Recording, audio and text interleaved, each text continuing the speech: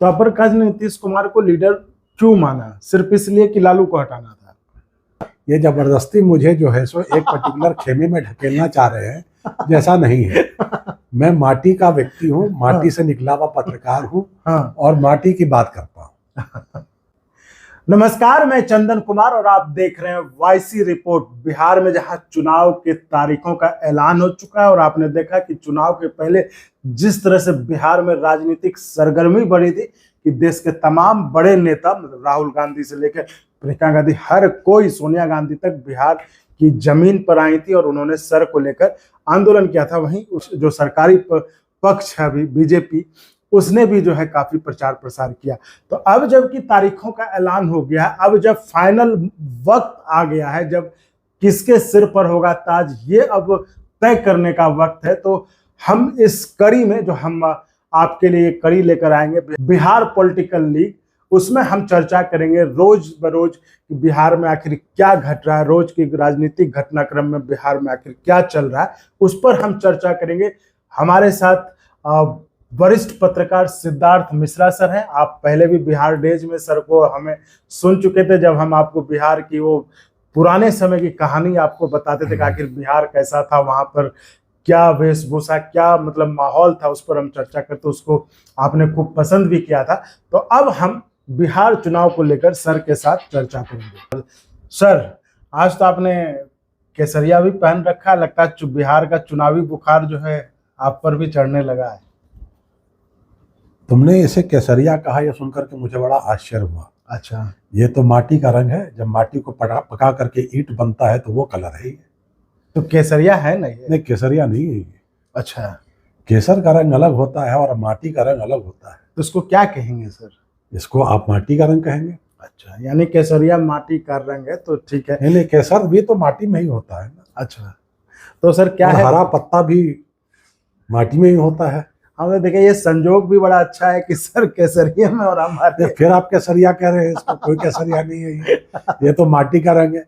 ये जबरदस्ती मुझे जो है सो एक पर्टिकुलर खेमे में ढकेलना चाह रहे हैं, जैसा नहीं है। मैं माटी का व्यक्ति हूँ, माटी से निकला हुआ पत्रकार हूँ और माटी की बात करता हूँ। तो सर, तो ये तो खैर ठीक है सर। तो अब क्या लग रहा है, केसरिया या हरा इस बार बिहार में? देखो, बिहार में तो हमेशा हरा ही रहा है। कहाँ हरा ही रहा है? लालू यादव के टाइम में हरा ही रंग था और नीतीश कुमार के पार्टी का रंग भी हरा ही है। लेकिन नीतीश जी तो केसरिया नहीं, देखिए, संचालन और गवर्नेंस तो हमेशा नीतीश कुमार के हाथ में ही रहा। तो अभी कहाँ लग रहा है? नहीं, आप ये आज के तारीख में भी नौकरशाही नीतीश कुमार से बाहर नहीं है बिहार की। तो चलिए, ये बात तो हम, लेकिन मतलब अगर हम इधर के कुछ देखिए, ये तो उस पर तो एक लंबी बहस हो जाएगी, उस पर लंबी बहस हो जाएगी। लेकिन ये कहना कि मेरा जो ये मानना है कि बीजेपी जो पिछले आप लगा लीजिए कि it has been the party in growth, जो मैं ये कहूँ कि BJP has been an party in growth, लेकिन उसकी ग्रोथ जो है ना उतनी हाइपर रही है, ना उतनी एक्सपेंसिव रही है कि वो पूरे बिहार पे खुद छा जाए। हम लोग खुद अकेली पार्टी बनकर जो है पूरा ये हो। उसे हमेशा नीतीश कुमार के सहयोग, नीतीश कुमार की बैसाखी की जरूरत पड़ी है। पिछले चुनाव में भी उसने कोशिश किया था कि चिराग पासवान का सामने करके लंगी मार दे, लेकिन वो हो नहीं पाया। और आप ये समझिए कि 45-46 एमएलए लेकर के नीतीश कुमार उनके कन्हैया पे मूंग दलते रहे। ये तो कहीं ना कहीं एक, और आज की तारीख में जो बीजेपी की सबसे बड़ी समस्या है जो मुझे नजर आती है, जो बीजेपी का जो उत्थान का एजेंडा जो है, जो बीजेपी का जो बिहार में राइज का एजेंडा जो है, वो लालू यादव के तथाकथित जंगल राज के खिलाफ रहा। और आज बीजेपी का चेहरा कौन है? लालू यादव के खेमे का जो सबसे खोटा सिक्का था, उसका पुत्र, वो जो खुद भी लालू यादव की पार्टी से एमएलए रहा, मेरे ख्याल से मंत्री भी बना था, वो मंत्री, वो आपका चेहरा है आज की तारीख में। ये इसमें आप कहना क्या चाहते हैं? नहीं, मैं कहना ये चाह रहा हूं कि बीजेपी को जिस पर्टिकुलर, जो लोग लालू यादव से निजात पाना चाहते थे, लालू यादव के राज से निजात पाना मतलब उनको छोड़ के उन्होंने इधर को चुना था और लगातार सपोर्ट किया है, आपने उनके सामने एक आज लालू यादव की पाठशाला का ही पढ़ा हुआ एक विद्यार्थी को खड़ा कर दिया हेडमास्टर बना करके। अच्छा तो वैसे लोगों के मन में कहीं ना कहीं तो एक दुविधा तो होगी ही चुनाव को लेकर के। अच्छा, तो आप ये कह रहे हैं कि इस बार फैक्टर ये बन सकता है कि आखिर वहीं के लोग, बिल्कुल तो बिल्कुल। नीतीश कुमार भी तो वहीं से आए थे, लालू के साथ ही नहीं, तो थे। नीतीश कुमार लालू यादव के स्कूल के विद्यार्थी नहीं थे। हाँ, सहपाठी थे। नहीं, सहपाठी थे। हाँ, सहपाठी थे। सोशलिस्ट मूवमेंट के सहपाठी थे, सहपाठी थे। जयप्रकाश मूवमेंट के सहपाठी थे। जी। लेकिन ये लालू यादव सबसे पहले नीतीश कुमार के राज के खिलाफ खड़े होने वाले व्यक्तियों में से, जिस समय किसी की हिम्मत नहीं थी, कुव्वत नहीं थे, उस समय नीतीश कुमार खड़ा हुए लालू यादव के खिलाफ। तो लालू यादव उनके सहपाठी रहे सोशलिस्ट आंदोलन में, लेकिन उनके स्कूल के विद्यार्थी नहीं थे नीतीश कुमार। ये तो उनके स्कूल के विद्यार्थी रहे। तो आपको क्या लगता है कि जो बीजेपी इस बार उस जिस बैसाखी की आप बात कर रहे हैं, बैसाखी फेंक कर जो है इस बार बीजेपी ये सोच रही, इसका ये प्लान है कि अकेले दम पे इस बार जो है इतनी संख्या कम से कम ले आना है कि अपनी देखिए सरकार जो बने। बीजेपी जो और आप कह रहे हैं कि ये कहीं उल्टा ना काम करे। बीजेपी जो है वो बहुत ज्यादा आज की तारीख में BJP has become too much of war room strategy party.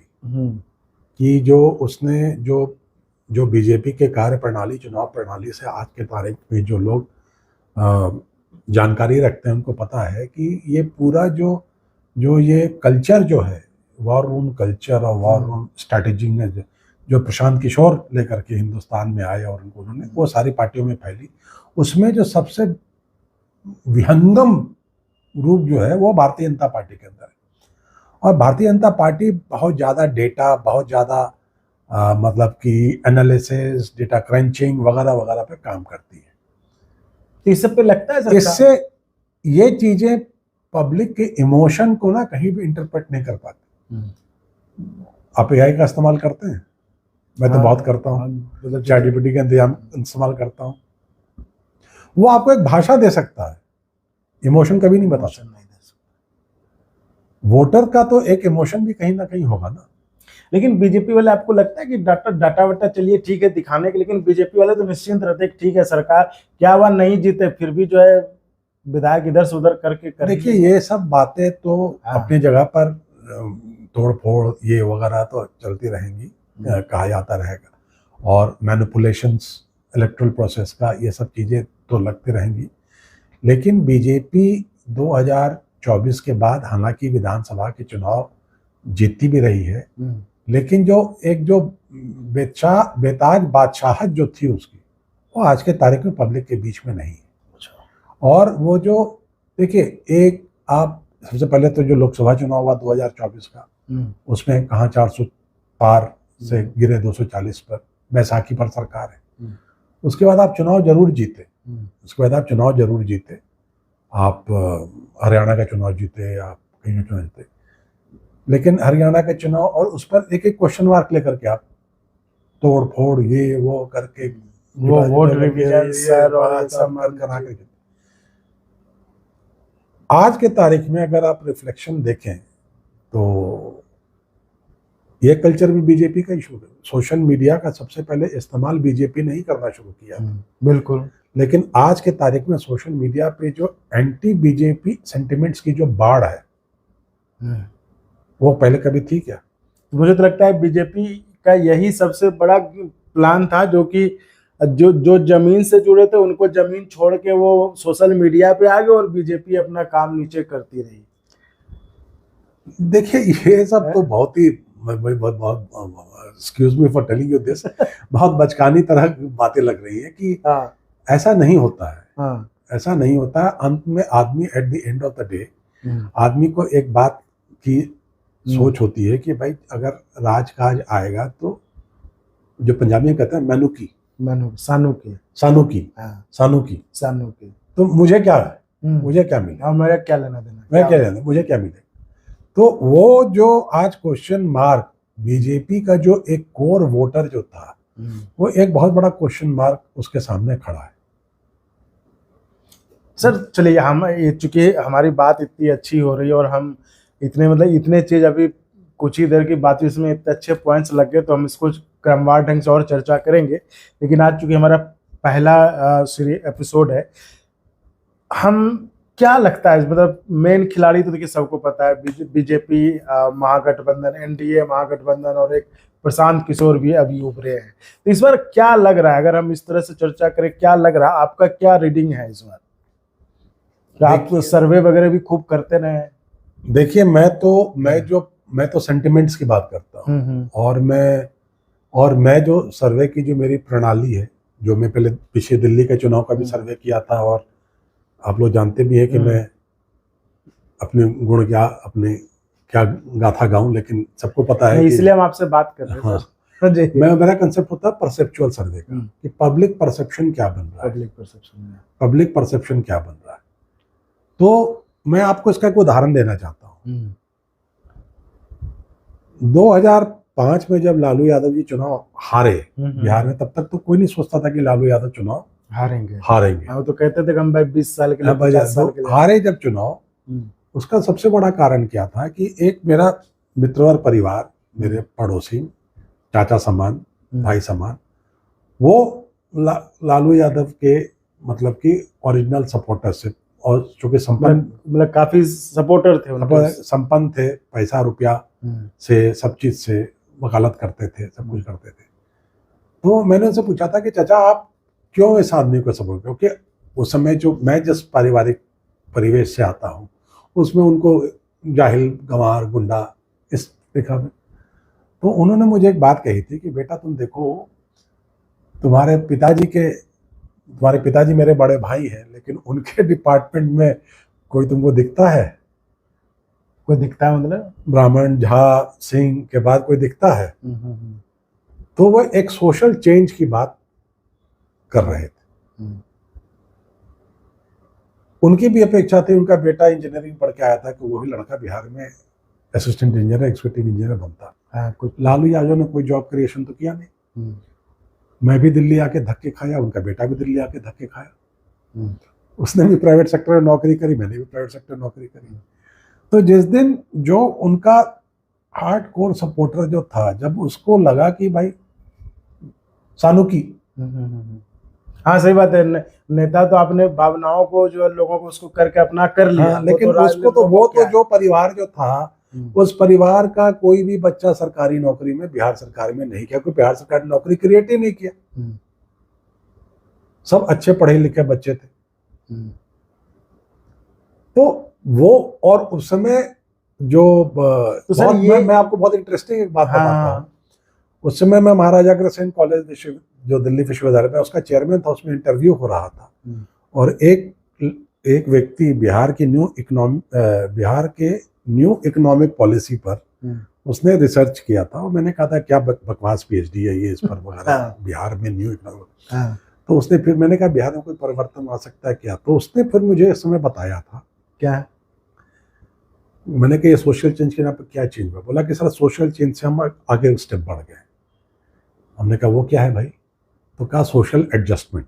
अच्छा। हमने कहा सोशल एडजस्टमेंट क्या है? बोला for the first time upper caste in Bihar are going to accept a backward caste as a leader, and that is Nitish Kumar. और वो बात ठीक हुआ। अपर कास्ट ने जिस दिन नीतीश कुमार को अपना लीडर मान लिया, नीतीश कुमार का सितारा चमक गया। तो अपर कास्ट ने नीतीश कुमार को लीडर क्यों माना? सिर्फ इसलिए कि लालू को हटाना था? मतलब नीतीश कुमार जो, देखिए, सिंक साइकी में सिंक करना कि एक सोच है, उस सोच को क्या नीतीश कुमार उस सोच को एड्रेस कर रहे थे? हाँ, जाहिर तौर पर एड्रेस कर, तभी उनको सोच को एड्रेस कर रहे थे। चलो ये ठीक है, ये ऑप्शन ठीक है। और नीतीश कुमार जब आए, तो नीतीश कुमार के साथ सिर्फ ब्राह्मण, राजपूत, भूमियार ही नहीं आया ना। नीतीश कुमार के साथ तो अदर बैकवर्ड क्लास के भी बहुत सारे लोग, महादलित जो उन्होंने किया, ये सब किया, तो क्रिएट किया। तो और आज के तारीख में जो सबसे बड़ी कमी, जो तेजस्वी यादव का सबसे बड़ा हैंडीकैप जो है, वो यही है कि वो MY की बियॉन्ड व्हाट आफ्टर MY। वो तो A to Z कहते हैं, A to Z। नहीं, उनके कहने से क्या होता है मतलब कि, लेकिन एक जो इफेक्टिवनेस जो है ग्राउंड पे, MY के बियॉन्ड व्हाट। हालांकि वो बहुत बड़ा सेगमेंट है, बहुत कमिटेड सेगमेंट है जो उनके साथ साथ है। प्लस मेरा ये मानना है 2020 में जितना कमिटमेंट था, उससे 100% ज्यादा कमिटमेंट इस बार है। तो उसका मतलब क्या होगा? इस बार कमिटमेंट ज्यादा, तो मतलब क्या है? मतलब है कि जो कुछ सीटें जो आप बहुत मार्जिनल हारे थे ना पिछले बार, तो वो जो, और मार्जिनल हार इसलिए रही कि कुछ वोट डेविएट कर गए थे ना आपके कमिटेड वोटर्स। तो इस बार आपको लग रहा है कि ये वो उनको उनके जो मेरी जो अंडरस्टैंडिंग है, मेरी जो रीडिंग है पैन इंडिया लेवल पे, जो मेरी एक रीडिंग है कि आज के तारीख में माइनॉरिटीज कांग्रेस के अंदर अपना एक कहते हैं ना वो खा देखती है। हाँ कि हमारा सेफ हाउस जो है कांग्रेस है, और कांग्रेस का अगर साथ इतना प्रोमिनेंट साथ अगर उनके साथ है तो फिर माइनॉरिटी का जो वोट जो पिछले इलेक्शन में डेविएट हुआ था, ये भी बड़ा अजीब ही कहानी है सर की, चूंकि आप भी उस समय हमको लगता है भागलपुर में, हम लोग तो भागलपुर दंगे के बाद से ही लालू यादव आए बिहार की सत्ता में, एक तरह से दंगे के बाद से, मतलब जिस दंगे में लालू यादव ने कांग्रेस को एक तरह से कहिए बिहार में साफ कर दिया, और वो भागलपुर का ही दंगा था, उसके बाद से आज जो है लालू यादव जो है उनका परिवार कांग्रेस के ही साथ है। देखिए वो तो मतलब वो परिवर्तन तो वो तो एक मंथन है राजनीति में। वन पार्टी गवर्नमेंट से मल्टी पार्टी गवर्नमेंट आई, कोलिजन पॉलिटिक्स हुआ, फिर उसके बाद अब वन पार्टी का गवर्नमेंट आया, फिर कोलिजन पॉलिटिक्स की तरफ हम जा रहे हैं, तो ये चीजें तो चलती रहेंगी। लेकिन वेस्ट बंगाल में 30 साल 40 साल से लड़ता रहा लेफ्ट पार्टी, आज लेफ्ट और कांग्रेस का वेस्ट बंगाल। मुलायम सिंह यादव ने उत्तर प्रदेश में कांग्रेस को हटाया, वहां पर आज उत्तर प्रदेश में मुलायम सिंह यादव और कांग्रेस साथ है। तो ये चीजें तो मतलब पॉलिटिक्स में, और जो राहुल गांधी की जो कांग्रेस है वो शायद इंदिरा गांधी और राजीव गांधी का कांग्रेस अलग है। अच्छा भाई, इंदिरा गांधी या राजीव गांधी की कांग्रेस बहुत प्रोएक्टिव नहीं थी मंडल रिपोर्ट को इम्प्लीमेंट करने में।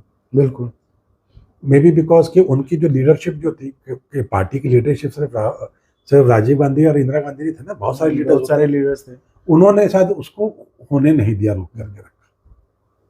हो सकता है जब तक कांग्रेस में विश्वनाथ प्रताप सिंह रहे वो भी नहीं चाहते थे कि ऐसा हो, बाहर आए, उनको एक मौका मिला, उन्होंने कर दिया। बेसिकली उन्होंने किया क्योंकि अपनी सरकार बचानी थी, देवीलाल को कॉर्नर करना था, उन्होंने किया। राहुल गांधी की कांग्रेस जो है सो ओबीसी राइट्स की बात मंडल कमीशन से बहुत आगे जाकर के करती है।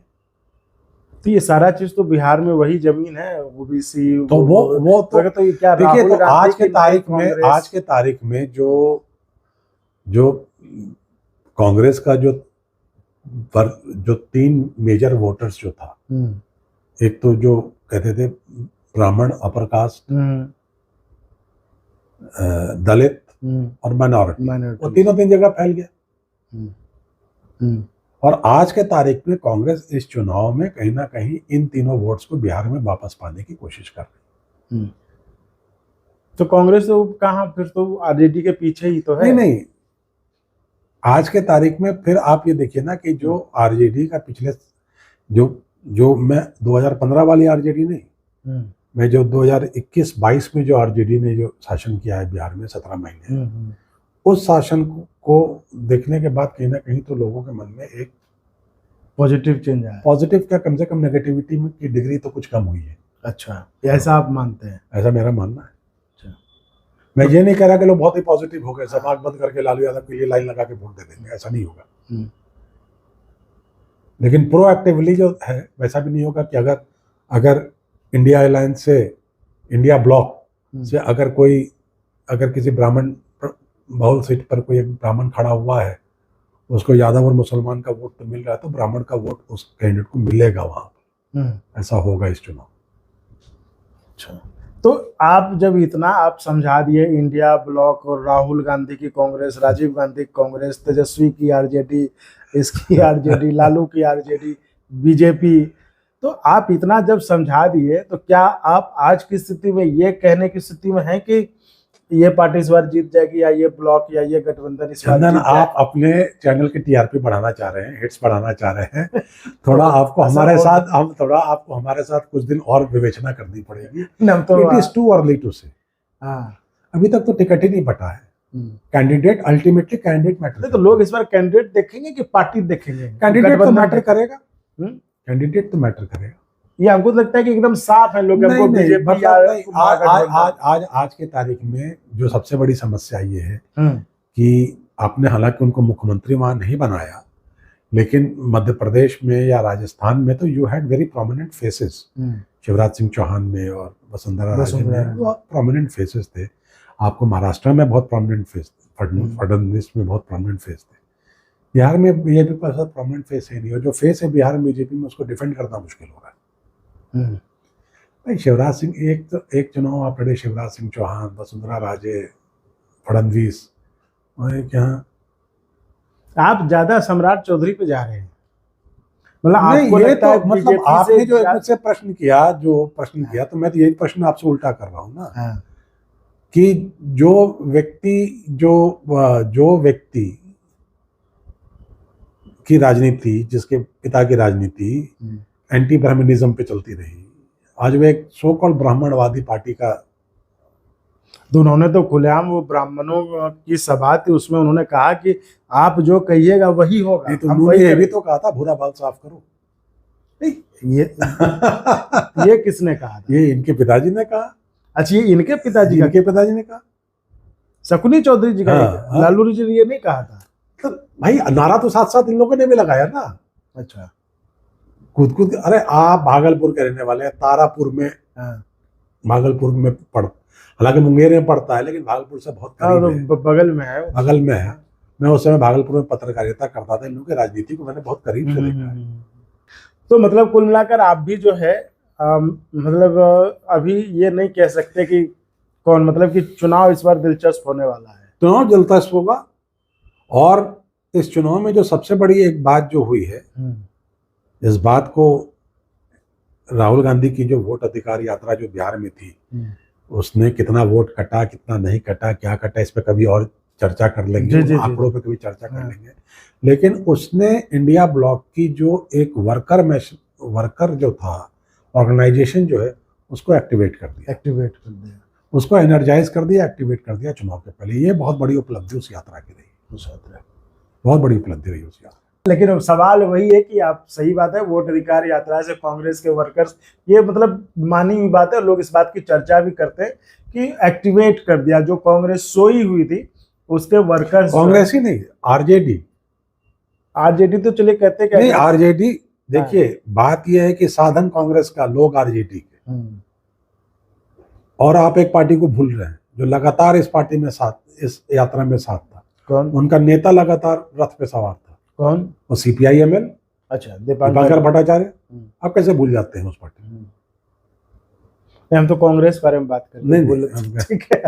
तो मैंने इंडिया ब्लॉक कहा था कि इंडिया ब्लॉक के ऑर्गेनाइजेशन स्ट्रक्चर को उसने एक्टिवेट कर दिया। तो देखने वाली बात ये हो कि ये जो एक्टिवेट हुआ, जो सर कह रहे हैं कि इंडिया ब्लॉक एक्टिवेट हुआ, ये एक्टिवेशन जो है रिजल्ट में कितना प्रभाव डालेगा, ये चुनाव परिणाम के दिन पता चलेगा। लेकिन इसमें चुनाव परिणाम के दिन के पहले और आज में अभी 1 महीने का अंतर है। तो वही मैं कह रहा हूँ, उसके पहले हम जो है आपके पास मतलब क्रमवार ढंग से मुद्दों को लेकर आते रहेंगे, ताकि आप अगर यहाँ पर हैं, आप अगर इस चैनल को देख रहे हैं, तो आपसे बिहार चुनाव का कोई मुद्दा या कोई ऐसा इशू जो है वो छूट ना पाए, इस बात की गारंटी हम देते हैं।